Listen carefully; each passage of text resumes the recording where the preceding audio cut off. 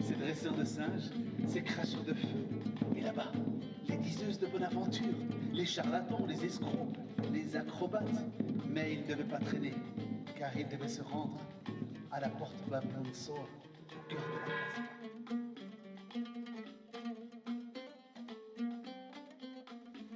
Alors, Moustelago en deux mots, je suis auteur, compositeur, interprète et conteur. J'écume des scènes depuis 93, d'abord avec mon groupe Largo, avec lequel on a fait pas mal de dates, dont certaines très prestigieuses comme la première partie de Ralette à l'Olympia ou à Forêt Nationale. On a voyagé de Francophonie d'Espa aux Francopholies de Montréal ou de La Rochelle, ou représenté même la communauté française aux Jeux de la francophonie à Madagascar, où on a été médaille de bronze catégorie musique. Pas mal, cocorico, ça c'était le quart d'heure narcissique.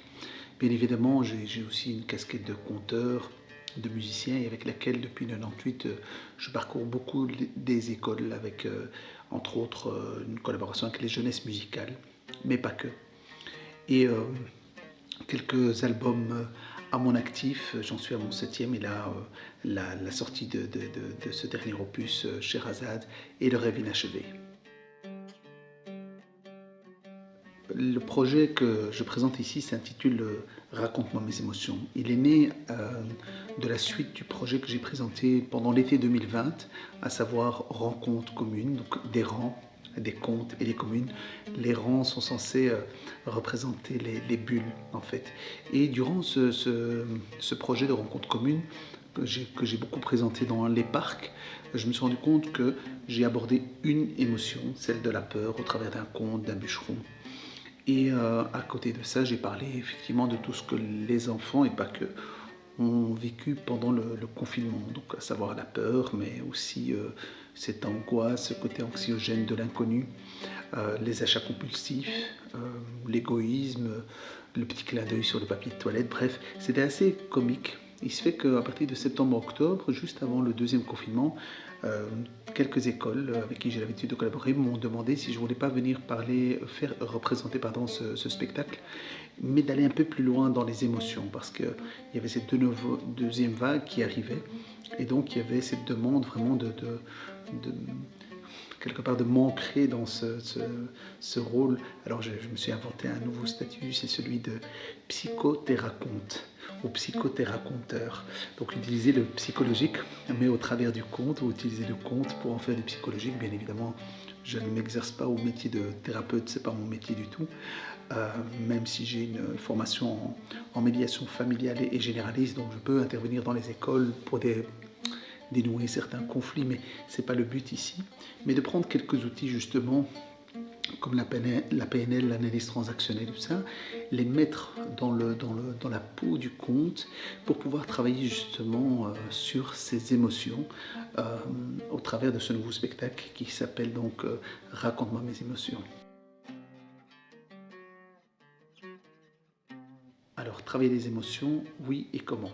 Alors, tout d'abord, écouter, voir le spectacle, écouter les contes. Chaque conte va parler d'une émotion différente, donc la colère, la joie, la tristesse, le dégoût, la peur ou la surprise. Ces 6 émotions qui sont en général celles qu'on retrouve un peu partout, même s'il y en a d'autres bien évidemment, mais c'est ces 6-là qui sont à travailler justement avec les enfants, où ils peuvent les reconnaître très facilement. Et alors une séance dure plus ou moins 50 minutes, où on traverse le temps, l'espace, au travers des contes universels, porteurs de messages en général, d'altruisme, de fraternité, de liberté, mais en même temps qui sont quelque part des thérapeutes déguisés.